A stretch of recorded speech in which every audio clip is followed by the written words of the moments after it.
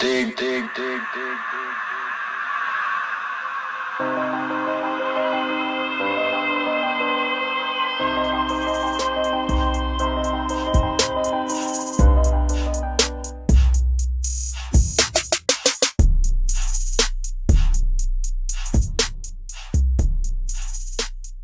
Hello everyone, my name is Raul Rosique. I go by Rudy. I'm a senior here at Syracuse University studying health and exercise science on the pre-physical therapy track. I have a fellow student veteran here, Lucas Brey. He's been telling us about his story and how he is into the fitness world. So Luke, how are you doing today? I'm doing well. Thanks for having me. So to start off, can you tell us about your background? Yeah. Where do you want me to start? Why'd you join the military? Yeah. I grew up in New York City. Always loved the military. Grew up loving military movies, World War II movies, everything like that. And as I got older, in high school, I started to get to that age where I had to decide what I was gonna do, and I was like, man, I think I really want to do this. At first, I didn't know what branch. It's actually kind of a funny story. My dad and I went to San Diego. He took me there for a work trip, and we ended up going to the Marine Corps Museum, which is on MCRD San Diego, which is one of the locations for boot camp. Right after that, I knew I wanted to be a Marine. I saw a bunch of guys that were about to graduate, and it was just the coolest thing ever. So I decided, I didn't tell my parents, they don't really know that, but I decided then, this is what I want to do. I started working out a lot, getting in shape, and kind of just living that lifestyle.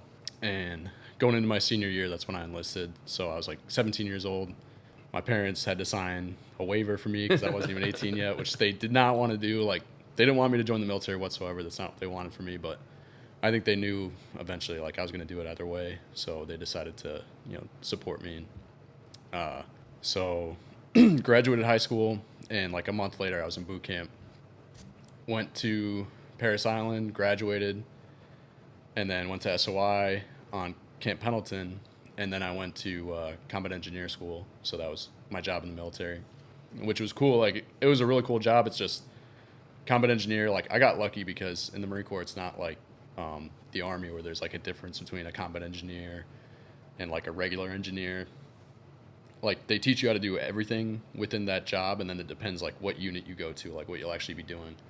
So I was I want to get orders to division, because division's where you do all the combat engineer stuff, demolitions, counter ID, all that kind of stuff. And I got orders to 1st CEB, so I was stoked. I went to California, which is where I wanted to be, with 1st CEB, which is the best unit. And man, it was dope. I got there and just kind of hit the ground running.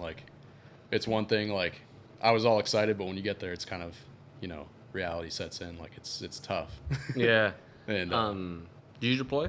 Yeah, twice. When I got there, I got to. It's complicated. The way that unit works is it covers down, each CEB covers down, 1st CEB covers down on 1st Marine Division. Every company covers down on a regiment, and every platoon covers down on a battalion. So my platoon, when I got there, we were assigned to 1st Battalion, 4th Marines, and they told us hey, in a year and a half, you guys are going to deploy on the 11th MEU, which a MEU is you were in the Navy, so you might know, but it's Marines go on a ship, and then you go around, and you're pretty much a task force, for whatever happens. So did a year-long workup, which was tough. The workup is tough, dude. You're just training the whole time, balls to the wall. I always thought that workups are worse than deployment. Yeah, definitely. Because you're either you go to a school for a couple weeks, and then you go back and you have training with your platoon for a couple weeks, and then you go to 29 Palms for a month with the whole battalion. All of that back to back to back. And if you ever have a time off, you have to get stuff done in the rear. You have to get your administrative stuff done, all that stuff. And then when it's all said and done, you go overseas for 8 months. So 2 months into that deployment, we really didn't know what we were going to be doing, because we were on a ship. And I was man, this kind of sucks. Living on ship is not, it sucks. It was the worst. But we went ashore in Africa, Djibouti, Africa.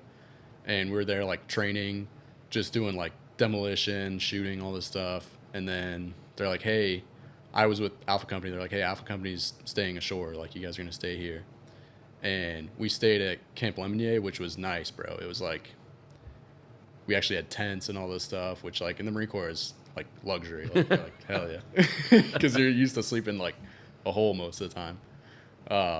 But while we were there, like we were doing, it's called TRAP, Tactical Recovery of Aircraft and Personnel. Like we're just on a rotation, like waiting because there was a bunch of guys doing raids in Yemen, like Navy SEALs mostly. So we were there like, in case something goes down, you guys hop on a bird and go and get them. And then we're like sitting around there, nothing's really happening. And the rest of my unit starts coming into Africa. And I'm like, what the hell's going on? And they're like, hey, there's a mission, like, and they're like, we're probably going to Syria. And I was like, get the fuck out of here. Like, there's no way.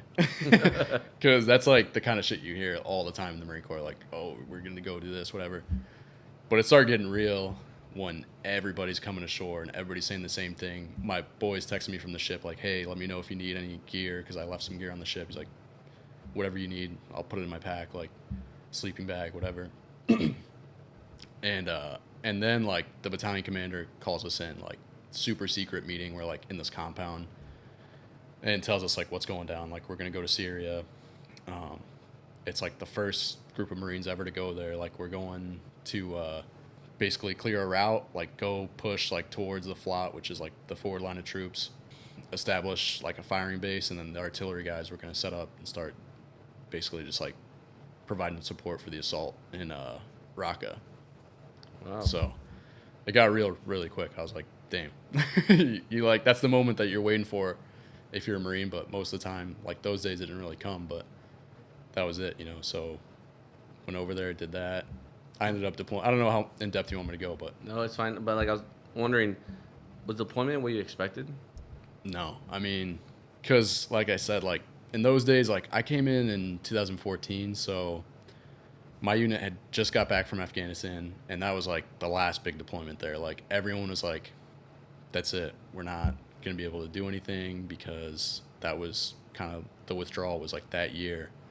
So I was super bummed out, because you know it's not about like wanting to go to war, like, but when you're a Marine Corps, like that's your purpose in life is to do that job, you know. So if you're not, you're kind of sitting around and they're gonna find something for you to do. You're just training all the time, and it's like LARPing, like you're just live action role playing.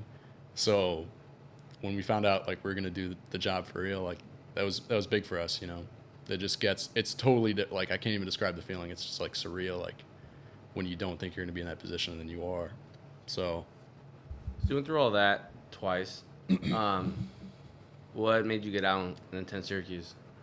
I mean, it was tough, like deciding to get out, because there was a couple things I wanted to do. Like when I was getting back from that first deployment, I was like, man, I want to go to selection for MARSOC, which is like special operations. I was like training like overseas. I was like running with sandbags and shit. I was like, I want to do this. But you kind of get in that mode, like you're on deployment and you don't have like anything else to do. I got back and, you know, long story short, like you get caught up in celebrating. Like you celebrate the first couple days and it's the first couple weeks, and like we're all just like partying, and then, you know, I just like got caught up in that, and I just like totally gave up on like going to selection. And but this guy, like my next platoon sergeant, approached me and was like, hey, like I'm taking a platoon on deployment and I'm looking for NCOs. And I was like, fuck it, like I'll do it again. I just wanted to deploy again. Like that's what I joined to do. So I was like, I'm just going to deploy again. And he didn't tell me, like, but they didn't have a third squad leader. So like all the guys, all the NCOs that he brought in, like we were pretty much trying out to be a squad leader. Got that job, deployed again, just to kind of, that deployment was whatever. Nothing really crazy happened. But then I was like, on that deployment again, I was like, man, I might want to stay in, because I really wanted to go to selection, but I just kind of didn't. So I'm like hitting up my platoon sergeant. I put a package in. I was like, I'm doing it. And then they come back, the guy from MARSOC recruiting's like, you've been a sergeant for too long, so Oh, damn. yeah, so I was like, dang. That sucks. I guess I'll get out. Yeah, that was the only thing I wanted to do was go. I definitely didn't want to do any more time in the fleet, because as much as I loved it, it also sucked. Like, and eventually, like, your time actually doing the job, like, it's going to be over. After, like, 2 deployments, they're going to put you as a platoon sergeant or whatever, and you're going to be behind a desk most of the time. Like, so I was like, you know what? I'm going to apply to colleges. I applied to a bunch of colleges, didn't really get in to a whole lot of places, but I got into Syracuse, and that was like awesome. Like when I got that letter, I was like, I'm going. So Yeah, I was pretty pumped when I got in Syracuse. Like, oh shit. I was pumped, dude. Yeah. Like, and my parents were so stoked because they were like, yes, like get out, please. I didn't know, like I applied as like a bio major because I was like, man, I want to go to like vet school or something, which after my first semester, I was like, yeah, I'm not doing that. Not just because it's hard. I mean, it's really hard. It's like more competitive than med school, but I'm also just not that type of person. Like what I do now is like, it's like where I'm meant to be, you know? Yeah. So before we get to that topic, a lot of veterans get out of the military and there's not like a set structure to work out anymore. So a lot of veterans just kind of let go. What advice would you give someone to get back into shape or get back into that mode, Yeah. that lifestyle? I think guys stop working out because it's just like anything. Like when I got out, like I grew my facial hair, my hair, and like you want to like stop doing all these things that you had to do in the Marine Corps, and that's one thing that like every morning you got to work out. Like every single day, you work out. So most guys are like, I'm not a Marine anymore. I don't have to do this. But I never really looked at it like that because I loved working out before I came in. I love it now. Like it's always been, not always, but most of my adult life, like, it's been a huge part of my life. So I would just say to anybody, like the reason I do it is like being fit. Like there's so many reasons to be in shape and to take care of your body. Like it's the only one you have and it's going to carry you through life. Like that's your main tool. This is your vehicle through life. So take care of it. But it's like, for me, it's like my insurance policy. Like I'll always have, like, if I stay in shape, you know, I train jiu-jitsu too. Like I know how to defend myself. I have an education. Like that's my insurance plan. Like I can always fall back on that. I'm in shape. I know how to handle myself. Like I can fend for myself in this world and I have an education. Like those are like the three big things that I would say, like, don't ever take those for granted. Like and those go hand in hand. Like if you're a veteran, most likely you have education benefits. Like use them. You know, you learned how to stay in shape. You got that discipline like while you were in. Just use it. You know, like you know how to wake up every morning and work out. You should use it because it's just a waste not to. I definitely agree. There's a lot of programs online. I know you're a big program guy. Should a veteran or anybody go on Google and like search up workout programs? Absolutely, yeah, absolutely. You just have to know what to look for because there's no reason you should have to pay. There's a ton of amazing programs by amazing coaches that are free online. You can go, I know like Chad Wesley Smith has like great programs that are free that I still run to this day. You can go look up how to run, like if you want to run a conjugate type program, you can look that up. If you want to run any basic program, like staple program, 5 through, like all these things that we use at football, like those are all free. You just go look them up. But because the internet is how it is, it's also saturated with a ton of just fluff, like total like gimmicky bullshit. So you have to know what to look for. And I'm also not saying don't pay for programs because you absolutely can. Just there's a ton of coaches out there that you pay for a great product, and there's a ton that you're paying for gimmicks. So like like people know what a gimmick looks like. Like when there's a coach that is more of a salesman than a strength coach, like that should already be a clue. Like this isn't probably like not a great program. You know, like I don't think any coach that puts more into like their marketing and kind of like just making sure they make a sale, that's usually like not the person that you want to be coaching you. Okay. That's my 2 cents on it. Yeah. So you interned with the Syracuse football team. How'd you get into that and like why? I interned first for a year with Olympic sports, so I got an internship mostly working with men's lacrosse, bunch of other sports, which was great. Like On campus? yeah, it just like if you know like the football facilities like connected to Lolly, it used to be Manley Fieldhouse, but Yeah. over there like that's where all the other sports besides basketball train. So I was doing that. I worked with like a ton of different athletes, and it was cool. Like I had a mentor there, Mike Misson, who was like the best. Like he taught me not everything, but he gave me like that solid foundation and taught me how to learn more for myself, how to always read, how to know what to be reading. Taught me like a lot of what I know about programming and everything. So like that gave me a base, but I started talking to him. I was like, man, I think I want to go to football because I have all this knowledge, but I think if I go to football, I'll be like a better coach just because it's more the environment is more intense and like I thought it would kind of bring out more of like the coaching like qualities out of me. Yeah. So I was like, I'll just hit him up. Like I knew I'd spoken to Coach Teeter once before because we had a lift in the football weight room and me and him were talking about something. So I emailed him like, hey, been working with Olympic side for a year. Like I'd love to come over there and work with you guys if you'll have me. And he was like, yep, I already talked to Mike and he said you're good to go. So I went over there last summer, like, I don't know, it was like June 1st we started lifting and I've been there for a year now and it's been awesome. So Yeah, the environment is so, like, I love it over there.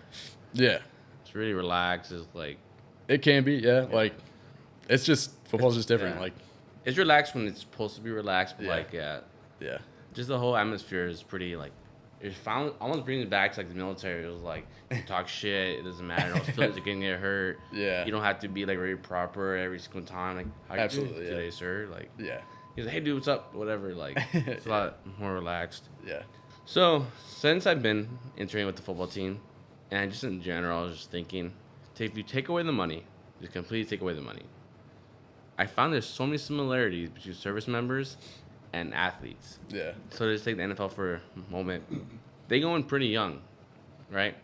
And I looked it up. The average contract, the average NFL span is 3.3 years, and the NBA is like 4 years, which is pretty similar to the average 1 year contract in the military. yeah, And the moment I got into the military, they told me one day you take the uniform off. Like my first day of boot camp, they pretty much told me that. And one day they're gonna take the uniform off to these athletes. yeah. It becomes real like the further you go. Yeah. Yeah. So like, do you find a lot of similarities? Yeah, I do, especially with football, like more than any other sport because, like, football is like a game of war. Like, the terminology is all like military terminology, like air attacks, ground attacks. Like, if you look at the O-line, D-line, like it's like trench warfare. Like you're fighting tooth and nail to gain yards and like advance your team forward on the battlefield. Like it's a game of war. It's like simulated war. So because of that, it's going to attract the same kind of people. I feel like you're going to have a roster of 100 like type A personality guys, which is exactly how the Marine Corps is. You're going to go to a platoon and it's all going to be type A guys that are like, you know, just they want to, like I said in the Marine Corps, like you want to, it's not like you're like have like a bloodlust, but like you want to go and do Get your after job. it, yeah. You want to go out there and do your thing. So football's the same way. Like these guys, like you see how they are, like they're chill, love those guys to death, but like when it's game time, like It's on. you Yeah. switch it on, you know. That's how I think it's similar. And like the same, like the way like the coaches and the players interact, it's not the same as the military. The military is definitely like a lot more intense at times, but it's not like other sports. Like the coaches like really get on the players because it's an intense game, so you have to have that intense atmosphere a lot of times. Yeah, and I completely agree. Like, when I was there, and, just playing high school sports and whatnot, like, it just seems so, like similar. Yeah. And I noticed, like, all athletes that go to, like, drop like, the professional athlete to go to the military, it's always football players, too. Yeah. You don't see, like, basketball players or Yeah. baseball players really stop their sport to go join the military. Yeah. So I just feel like football and, like, service members just could click very easily. Yeah. The mindset transfers over like pretty easily, I think. Yeah. I think that's why you enjoy like interning on there because the whole atmosphere, like Yeah. almost like your back end, that's like helps you transition almost. Yeah, you're just bullshitting, and you know Yeah. when it's time to go, it's time to go. But the rest of the time, you're just kind of like a just a big group of buddies. Yeah. So yeah, It's pretty sweet, man. yeah, So what's the day like in the of your day? it's different. Like summer to camp to season to off season, like it's always gonna be different. But like for the summer, for example, like typical day is the players have like their own little. It's not a real practice, but just kind of like a run through at 6 a.m. So no, at 7 a.m. Yeah, 7 a.m. But they do get there at 6 a.m., which like, Yeah. threw me off because we get there at 6 Yeah. a.m. They get there, yeah. And they were there getting taped up and everything. Like, Right, holy right. shit, your president even start for another hour because you're here. Like, Yeah, I mean, they got to go and like take care of whatever you got to take care of before you go out there. That's on you. So if they need to go to the training room and get something taken care of, then they do that before. And during that time, we're setting up the weight room, setting everything up for when we lift.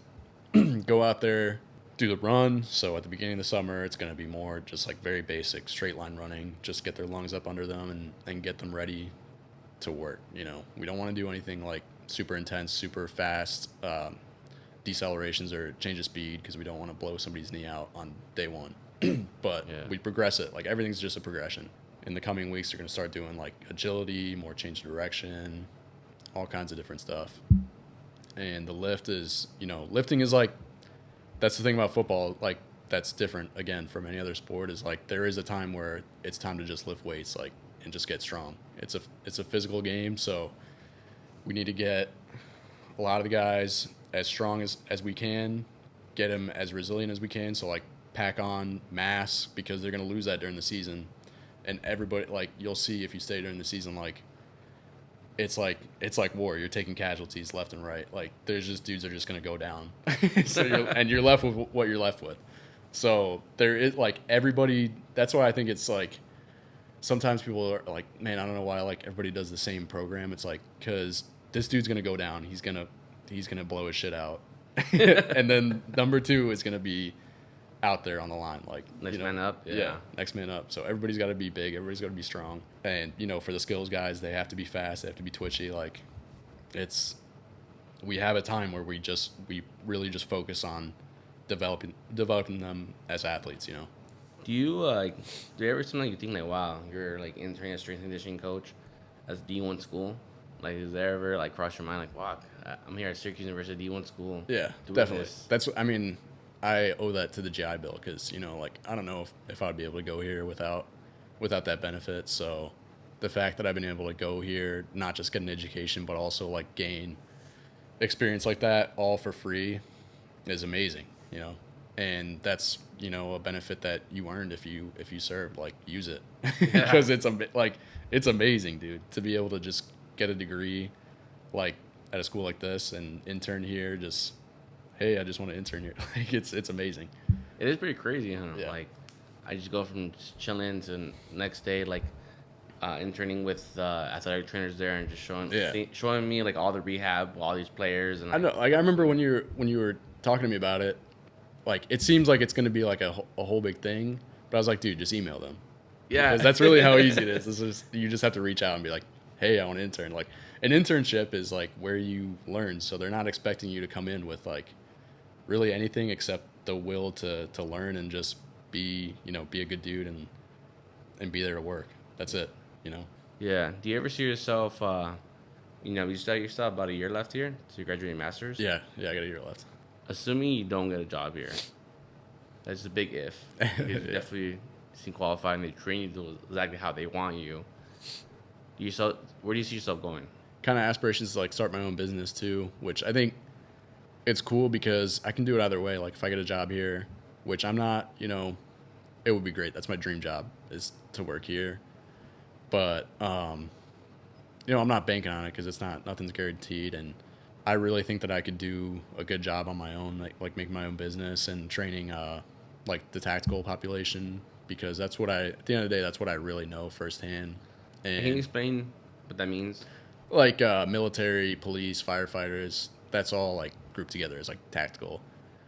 It would be more geared towards the military because that's what I'm, like I said, familiar with. But I don't know, like I just think it'd be cool to work for myself. And you know, college is cool, but we've talked about this. Like when you start out, it's not all that glamorous. Like the pay isn't great, the job security isn't great. So pay isn't great for sure when you first start off. Yeah. But job security, that make you a little nervous sometimes. Yeah. Going into strength and conditioning. Yeah, because you could be the best strength coach in the world, but if your team sucks, your ass is on the line. Like, and that's just how it is. Like, and almost hand in hand with the head coach, right? The head coach. I mean, football.